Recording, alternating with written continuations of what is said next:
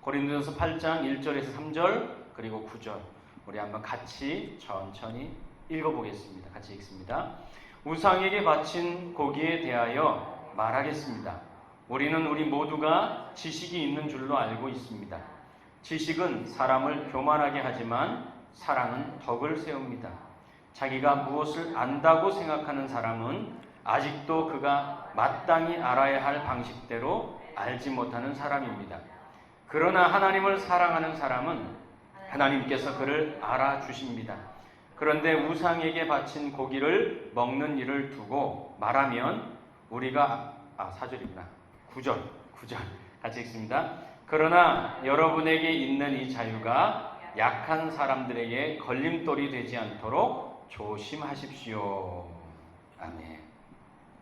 오늘 말씀 제목 한번 같이 읽습니다. 같이 읽습니다. 급진적인 삶을 살게 되다. 오늘 말씀 제목입니다. 급진적인 삶을 살게 되다. 오늘 8장의 이야기는 이렇습니다. 우상에게 바친 고기를 먹어도 되냐? 그 논쟁이 고린도 교회에 붙었습니다. 그때 당시 고린도 지역은 고기를 먹을 수 있는 방법은 딱 하나입니다. 우상신전에 드렸던 그 고기가 시장에 나오면 그거를 얻어먹는 거나 사먹는 거나 둘 중에 하나입니다. 그러니까 우상에게 드렸던 제물이 고기입니다. 예외는 없습니다. 자기가 길렀던 짐승 아니면. 근데 여러분, 자기가 길렀던 짐승 잡아먹는 경우는 극히 그때 당시에 부자가 아니면 이례적인 거죠. 요즘으로 얘기하면 무당이 굿하고 가져온 음식을 먹어도 되느냐. 특히 신앙을 가지고 있는 사람은 그것에 대해서 좀 깨름직하게 생각하죠. 그렇죠? 자, 그래서 고린도 교회도 두 가지로 나뉩니다. 어떻게 그걸 먹을 수 있느냐와 그냥 고기일 뿐이야. 이 두 가지 의견이 생겼어요. 그래서 8장은 어떤 입장에서 바울이 이야기를 하고 있느냐? 그냥 고기일 뿐이야. 신경 안 써도 돼. 라고 말하는 사람들에게 8장에서 바울이 말합니다. 그러면서 세 가지 관점에서 바울이 얘기하는데, 첫째, 그들이 가지고 마음껏 하고 싶은 대로 하는 우상에게 드렸던 고기에 대한 지식. 그거는 그냥 고기일 뿐이야. 우상은 없어. 신은 하나님 한 분밖에 없어. 이러한 지식을 가지고 있는 사람들이 말하고 있는 지식. 그래서 마음껏 해도 된다고 말하는 그들의 지식. 그러나 그렇게 하면 안 되는 이유에 대해서 말하고 있는 바울의 참다운 지식. 너희들이 가지고 있는 지식에는 이것이 빠져 있어. 그것은 참다운 지식이 아니야. 라고 말하는. 그리고 세 번째, 그 참다운 지식을 따라서 놀랍게 변화된 바울의 변화. 이 세 가지가 8장에 들어있습니다. 저는 이 세 가지를 가지고 오늘 말씀을 함께 나누려고 합니다. 첫 번째는 지식입니다. 우상에게 드렸던 고기를 먹어도 돼. 아무 상관없어. 아무 문제 없어. 라고 말하는 그 지식을 가진 사람들에 대한 이야기입니다. 맞습니다. 그 지식이 옳아요. 고기일 뿐이에요. 고기일 뿐이에요. 대전에서 고기 잡았던 서울에서 고기 잡았던 똑같은 고기지 뭐 무슨 상관이 있겠습니까? 기독교인이 고기 잡든 불교인이 고기 잡든 똑같은 고기지 무슨 상관이 있습니까? 고기는 고기일 뿐입니다. 그렇죠? 우리는 그런데 어떤 것에 대해서 명쾌한 지식을 가지고 있다고 생각하는 경우가 있습니다. 그래서 내 생각에는 다른 거 없어. 그냥 딱 이렇게 하면 돼. 라고 그냥 선언적으로 그리고 어떤 단언적으로 이렇게 얘기하는 경우가 있습니다. 근데 저는 궁금해요. 그런데 딱 그렇게 하면 안 되는 이유가 뭘까? 우리는 정치, 경제, 사회 아니면 우리 개인적인 삶의 문제에 있어서 그거는 뭐 다른 거 없어. 그냥 딱 이렇게 하면 되라고 말하는데 그렇게 생각하는데 딱 그렇게 안 돼요. 그렇게 하지도 않아요. 이상하게. 왜 그럴까? 그런 생각이 들어요. 그렇게 하면 될 것 같은데. 그렇게 하면 아무 문제 없고 다 해결될 것 같은데 그렇게 하지 않는다는 거예요. 그것은 왜 그러느냐? 내가 알고 있는 그 지식은 그것만 알고 있는 지식이기 때문에 그것 주변에 있는 더 많이 알아야 할 것들을 모르기 때문에 그렇습니다. 그래서 딱 그것만 하면 안 되는 거예요. 오늘 우상에게 바친 고기를 먹어도 된다, 먹으면 안 된다. 그것 두 가지만 있을 것 같아요. 근데 바울은 아니래요. 더 알아야 할 지식이 있다는 거예요. 그거를 모르기 때문에 그것 가지고 싸운다는 거예요. 첫 번째 바울은 말합니다. 지식은 너희들이 가지고 있는 그것만 알고 있는 그 지식은 교만하게 만든다. 그렇게 말합니다. 그러니까 뭔가가 빠져있는 지식이 교만하게 만든대요. 그러면서 바울이 딱 붙여서 말하는데 뭐라고 하느냐? 사랑은 덕을 세운다. 그렇게 얘기를 합니다. 즉 지식이라는 것 자체가 악은 아니에요. 그렇지 않습니까? 지식이 악이면은 우리 공부하면 안 돼요. 성경 공부도 하면 안 돼요. 악이니까. 그 말이 아니에요. 그것이 아니라 지식에 무엇인가가 빠지면 그것이 무서운 것이 된다 이 말이에요. 바울은 사랑이 덕을 세운다라는 말을 통해서 지식에 사랑이 빠진 것이 위험하다고 얘기하는 겁니다. 여기서 말하는 그 사랑은 뭐냐? 타인을 향한 타인을 향한 알아감이 빠져버린. 그러니까 나 혼자 알고 있다라는. 그러니까 우상에게 바친 고기는 먹을 수도 있고 먹지 않을 수도 있어요. 그것 자체는 신념이기도 하고 자기가 알고 있는 지식이기도 해요. 그러나 거기에서 딱 끝나면 어떻게 되느냐? 서로 판단하게 됩니다. 비난하게 됩니다. 저거 우상에게 드렸던 고기 먹네. 전 나쁜 놈. 저거는 신앙인도 아니야. 저거 그거 아무것도 아닌데 저거 먹지도 못하고 미련한 놈. 서로에게 손가락질하는 지식이 된다 이 말이에요. 교만이 될 뿐이라 이거예요. 판단하고 비난의 도구가 되고 그리고 결국에는 죽이려는 칼끝이 된다는 거예요. 이게 바로 뭔가가 빠져있는, 사랑이 빠져있는 지식이라 이 말이죠. 그러면서 3절에 이렇게 말합니다. 그러나 하나님을 사랑하는 사람은 하나님께서 그를 알아주십니다. 이렇게 되어 있습니다. 근데 여러분 1절부터 3절까지를 쭉 읽어보시면 이 3절 말씀은 문맥에 안 맞아요. 생뚱맞은 말이에요. 마땅히 알아야 할 방식을 알지 못하는 겁니다. 그래서 그 알아야 될 것이 뭐냐 하면서 이렇게 설명을 해야 되는데 생뚱맞게 갑자기 하나님을 사랑하는 사람은 하나님께서 그를 알아주십니다라고 얘기합니다. 한번 잘 읽어보세요. 1절, 2절에서 3절은 안 맞는 말이에요. 안 맞는 말. 근데 그게 맞는 말이에요. 제가 여러 성경을 다 읽어봤습니다.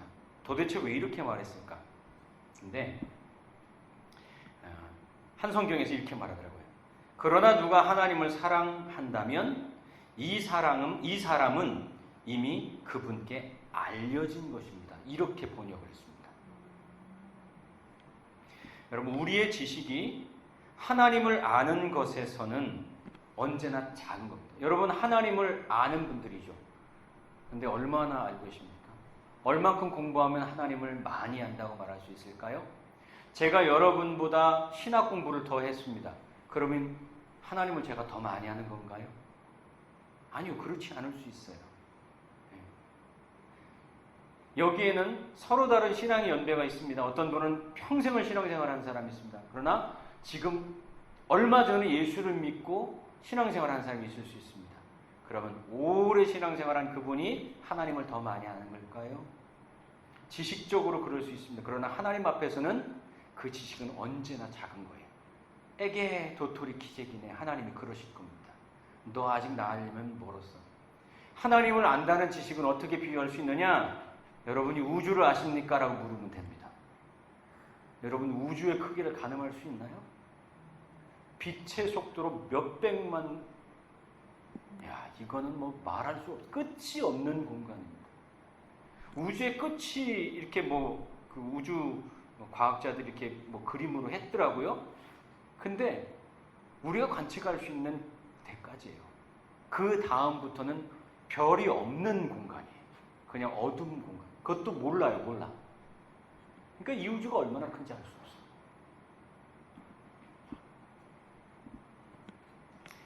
우리의 지식이 하나님을 아는 것에서는 언제나 작은 것일 수밖에 없습니다. 그런데 그 지식에 사랑이 더해지면 내가 하나님을 아는 것이 더 많이 아는 것이 될 뿐 아니라 놀라운 것, 하나님이 나를 아는 것이 된대요. 이게 그 말이에요. 3절에 이렇게 말해요. 그러나 하나님을 사랑하는 사람은 하나님께서 그를 알아주신대요. 여러분, 이 말이 얼마나 기가 막힌 말인지 결국 무릎을 치게 될 거예요, 오늘. 그러면 참다운 지식이 뭐냐? 두 번째 한번 살펴보죠. 3절에 한 번 더 읽어드릴게요. 그러나 하나님을 사랑하는 사람은 하나님께서 그를 알아주십니다. 이렇게 되어 있습니다.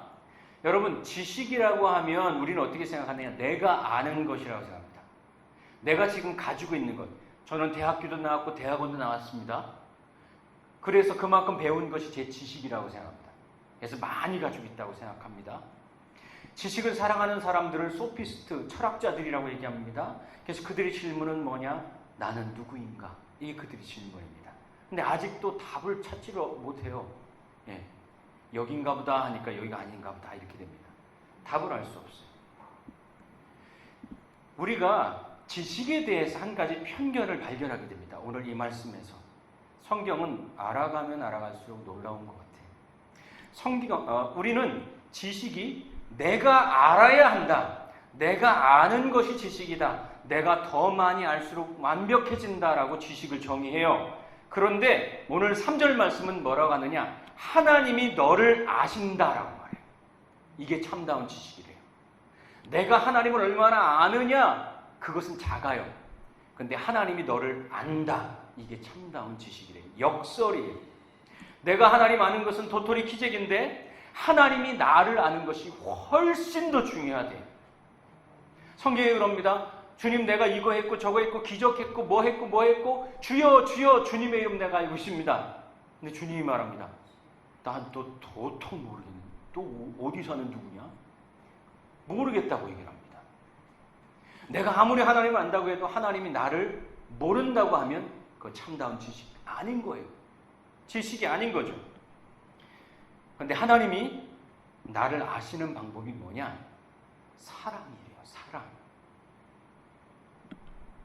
3절. 그러나 하나님을 사랑하는 사람은 하나님께서 그를 알아주십니다. 내가 하나님을 사랑하는데 그것 때문에 하나님이 나를 아신대요. 이거는 이해가 안 되는 문장이에요. 이해가 안 돼요. 내가 사랑하니까 하나님이 나를 아신대요. 하나님이 나를 아시는 방법은 뭐냐? 사랑이래요. 내가 지식으로 하나님을 안 것이 아니라 내가 사랑하니까 하나님이 사랑으로 나를 아셨대요. 야, 이게 부모님이 자식을 아는 것, 자식이 부모님을 아는 것, 잘하는 건 뭘까요? 얼만큼 그의 지식을 아는 것, 자라온 배경을 아는 것, 학교 어디 나오고 그것이 잘하는 걸까요? 아니요. 사랑하는 게 제일 잘하는 것이에요. 요즘 부모님에게 그 취향 질문지라는 것이 있답니다. 자녀들이 그걸 딱 갖다 드리면 부모님들이 거기다 체크를 하는 거래요. 짜장면, 짬뽕. 둘 중에 뭐 좋아하는지 체크하는 거예요. 부먹, 찍먹. 탕수육 부어 먹는 거 좋아하냐? 찍어 먹는 거 좋아하냐? 생선, 고기. 돼지고기, 소고기. 초밥 먹을 때 초장, 간장. 어떤 거 좋아하느냐? 그럼 부모님들이 그걸 이렇게 딱 체크한대요. 근데 그거 체크하고 나면 자식들이 운대요. 자기들이 부모님을 몰랐던 거예요. 그냥 내가 좋아하는 것이 좋은 줄 알고 부모님도 좋아하는 줄 알고 지금까지 했던 거예요. 부모님은 그냥 좋아해 줬던 거죠. 근데 놀라운 것은 부모는 자식이 뭘 좋아하는지 알아요. 사랑의 차이죠. 사랑이 가장 많이 아는 거예요. 그리고 하나님이 나를 사랑으로 알지 않았으면 여러분 구원 없어요. 하나님이 여러분을 지식으로 알았다고 한번 해보세요. 그럼 여기 구원받을 사람 하나도 없어요. 하나님이 여러분을 속속들이 아는데 지식으로 아셨어요. 이거 옳고 이거 틀리고 저거 잘했고 저거 잘못했고. 그럼 여기 있을 사람 아무도 없어요. 하나님이 여러분을 사랑으로 하셨대요. 그래서 사랑은 허다한 죄를 덮느니라. 그래서 우리가 구원받은 거예요. 바울은 참된 지식을 사랑으로 아는 거다 그렇게 말해요. 사랑이 빠진 지식만큼 차갑고 날카롭고 위험한 그런 것은 없대요. 날카로운 얼음 송곳같이 차갑대요. 그럼 세 번째, 이것이 왜 그렇게 놀라운 일이냐? 그것을 바울이 보여줘요. 바울이 놀랍게 변화된 것을 보면 이게 얼마나 놀라운 건지 알 수 있게 된다는 거죠. 톰 라이트라는 사람이 요즘 굉장히 주목받습니다. 그 사람이 바울평전이라는 책을 썼는데요. 그 책을 읽다가 바울이라는 사람을 이해할 수 있는 아주 좋은 예화를 하나 읽게 됐습니다. 소개해드리면 이렇습니다. 이츠하크 라빈이라고 하는 이스라엘 총리가 있었어요. 근데 그 총리가 참 훌륭한 사람이었습니다. 이스라엘과 중동은 계속해서 서로 갈등 상황이잖아요. 평화가 없어요. 근데 이 팔레스타인의 평화협정을 맺습니다. 그것을 오슬로 협정이라 말합니다. 그것 때문에 이 라빈이라는 총리가 노벨 평화상을 받았습니다. 그런데 안타깝게 1995년 11월 4일 아마르라고 하는 유대인 청년에 의해서 이 총리가 살해당합니다. 암살당합니다. 그 청년이 잡혔어요. 근데 그 청년이 뭐라고 하느냐? 나는 유대 율법에 따라서 행동한 거다. 나는 뉘우침이 없다. 나는 이 일을 한 것이 자랑스럽다. 그리고 지금까지 사형수로 살고 있습니다. 그리고 여전히 뉘우치지 않습니다. 그의 종교적 신념이죠. 바로 그 청년의 모습이 젊은 시절 사울입니다. 종교적 신념에 유대 율법에 사로잡혀서 그는 살았던 사람이에요. 그는 가말리엘, 다소 출신인데 가말리엘 학파에 소속돼 있어요. 이 학파라는 게 뭐냐면 서울대 출신, 연세대 출신, 고려대 출신 뭐 이런 것처럼 그때 당시 엘리트 출신들이 다니는 그런 학교가 있어요. 근데 이 가말리엘 학파 출신인데 그때 당시에 최고의 학자였다고 합니다.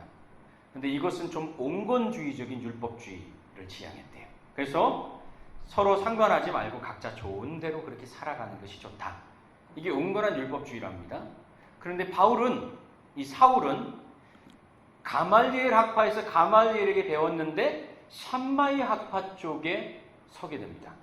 이 샴마이 학파는 하나님의 뜻을 위해서 기도하고 칼을 갖고 행동해야 한다 이렇게 가르칩니다.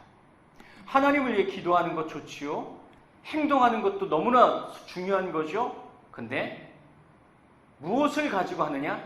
칼을 가지고라고 말합니다. 그러니까 폭력이 모든 해결 수단이라 이 말이에요.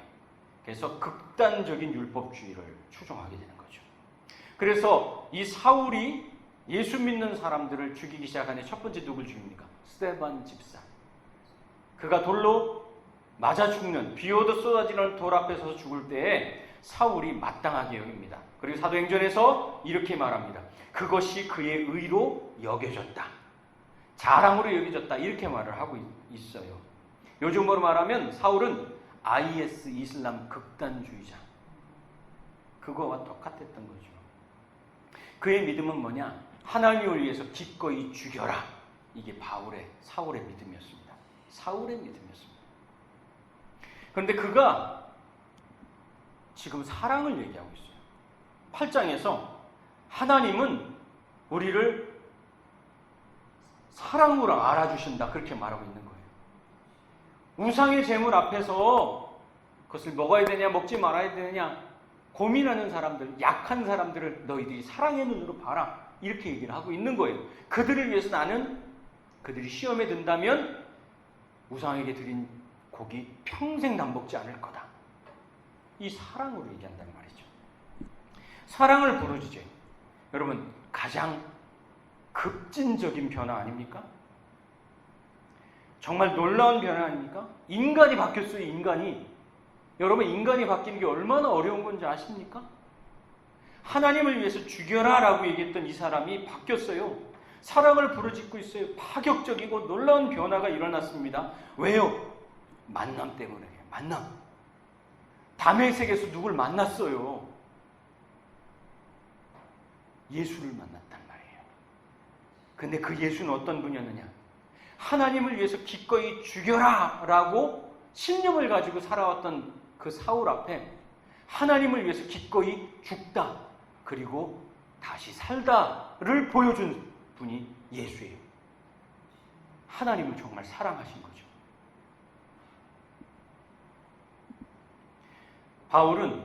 사울은 그 예수님의 죽음과 삶 그리고 하나님을 사랑함 그 사랑을 만나고 정말 급진적이고 혁명적인 변화를 일으키게 된 겁니다.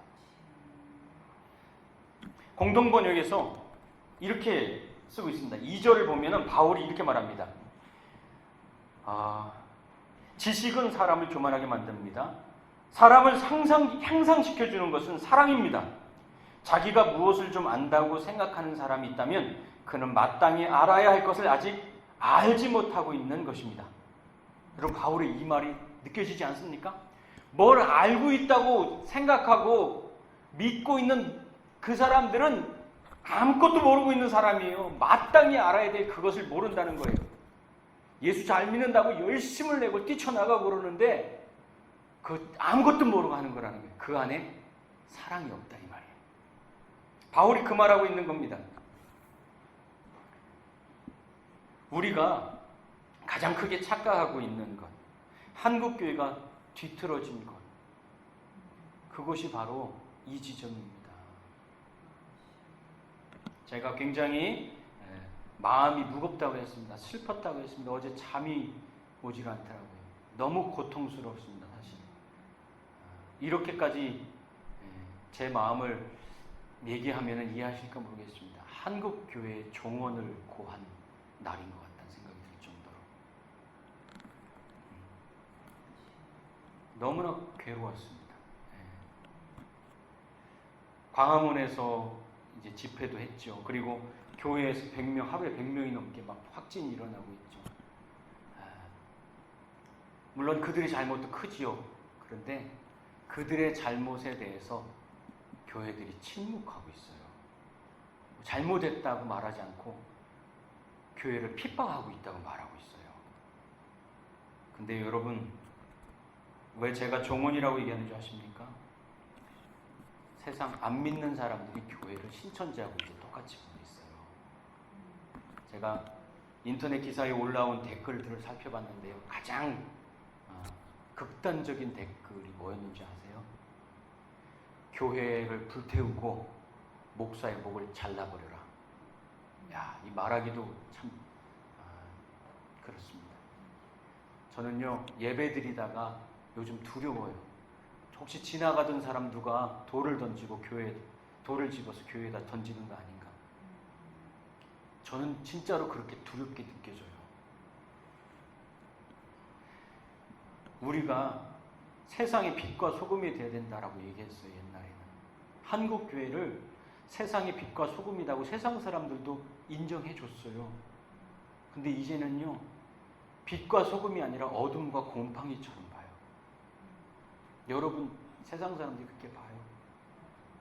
어쩌면 여러분과 제가 이 시대에 마지막 교회를 지키는 사람들이 될지도 몰라요. 세상이 확 뒤집어져 버렸어요.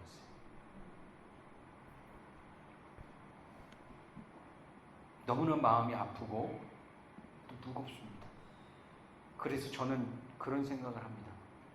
이제는 우리가 그루터기로 살아남아야 될 때가 됐다. 여러분, 부흥 성장 이제 얘기하지 마세요. 끝났습니다. 그냥 그루터기로 살아남아야 될 때예요. 그냥 하는 말이 아닙니다. 정말입니다. 이제 그루터기로 살아남아야 될 때입니다. 예수 믿기 이전의 바울처럼 신앙생활하는 것을 좋은 신앙이라고 교회가 가르쳤고 믿었습니다. 예수 믿기 이전에 사울은 어떤 신앙입니까? 내가 하는 것, 내가 믿는 것, 내가 잘 믿는 것, 내가 잘하는 것, 내가 잘 지키고 있는 것, 내가 만족할 만큼 열심히 하는 것. 결국 나를 위한, 내가 만족하는 신앙, 그것이 바로 예수를 만나기 전의 사울입니다. 왜 그렇게 열심히 하고, 왜 그렇게 잔인하고, 왜 그럴까요? 왜 그렇게 열심히 했을까요? 우리는 만족스럽지 않거든요. 만족스러울 때까지 뭔가를 해야 됐던 거예요.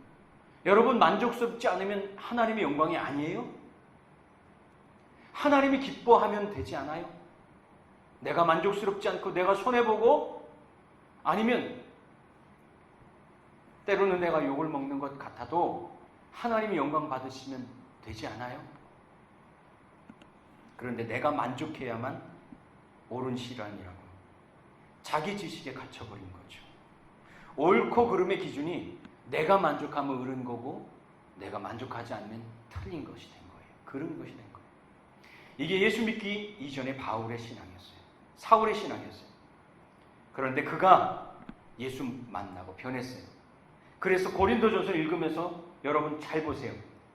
내가가 아니라 그가 넘어지지 않도록, 그가 실망하지 않도록, 그가 포기하지 않도록, 그가 구원받을 수 있도록, 그가 다시 기회의 자리에 설 수 있도록 나와 그를 귀하게 여기는 마음이 그의 말 속에 계속 들어있습니다. 예수 믿은 후에 바울, 그의 기준은 사랑의 뿌리를 내리고 있어요. 예수님의 십자가가 뭡니까? 사랑 아닙니까? 그래서 가장 급진적이고 혁명적인 신앙이 무엇이냐? 그것은 예수님의 사랑을 실천하며 사는 신앙이에요. 성경이 말하는 가장 급진적이고 가장 혁명적인 신앙이 뭐냐? 그것이 예수님의 사랑을 실천하며 사는 거예요. 여러분, 우리는 급진적이라고 얘기하면 예수님은 급진적인 분이야, 그 시대에. 그렇게 얘기하면 예수님이 정치적이고 예수님이 어떤 제도를 뒤집어 엎고 율법을 뒤집어 엎고 파격적인 행보를 하고 그것 때문에 급진적이라고 생각해요? 아니에요. 예수님이 급진적인 이유는 그분이 사랑이었기 때문에 급진적이라고 얘기하는 거예요. 이 세상에 사랑만큼 급진적인 게 어디 있어요? 여러분의 삶에서 여러분이 변화되었던 가장 급진적인 순간이 어디예요? 사랑했던 순간 아니에요. 그때는 다 눈이 확 돌아가지고 미쳐버려요. 그 사람 위해서 모든 걸 갈쓴 게 다 빼놓아요. 인간이 변해버려요. 사랑만큼 급진적인 것이 없어요. 나만 보던 삶에서 그도 보는 삶으로 살기 시작하는 거예요. 나도 살고 너도 사는, 살리는 삶이 되는 거죠. 저는 오늘 8장 사울이 바울된 삶을 보면서 그렇게 사랑하는 마음으로 고린도 교회에 답을 하고 있는 바울을 보고, 또 그렇게 변화된 삶을 사는 바울을 보고, 이 세상에서 가장 급진적인 삶을 꿈꾸며 살아가는 우리가 되자고 간곡하게 말씀을 드립니다. 그것이 뭐냐? 열심히 써서 광장으로 뛰쳐나가는 그 모습이 아니에요. 이제 그런 거 필요 없어요. 바라지도 않아요, 세상이. 오히려 세상을 역행시키고 있어요. 그게 아니라 사도 바울처럼 급진적으로 변화된, 예수님의 사랑을 실천하고 배우고 그 삶을 이어가는 우리, 가장 급진적인 삶을 갈망하는 그리스도인, 그것이 무엇이냐? 그것은 예수님의 정신이고요. 그 예수님의 정신은 예수님의 마음에서 나오고요. 그 예수님의 마음은 하나님 사랑이에요. 그래서 가장 급진적인 삶은 무엇이냐? 예수님의 사랑을 배워서 따라서 살아가는 거라는 거죠.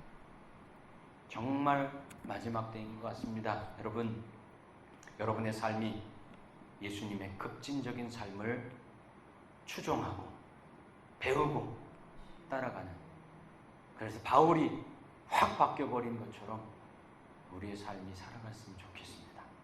네, 그렇게 살아가길 축복합니다.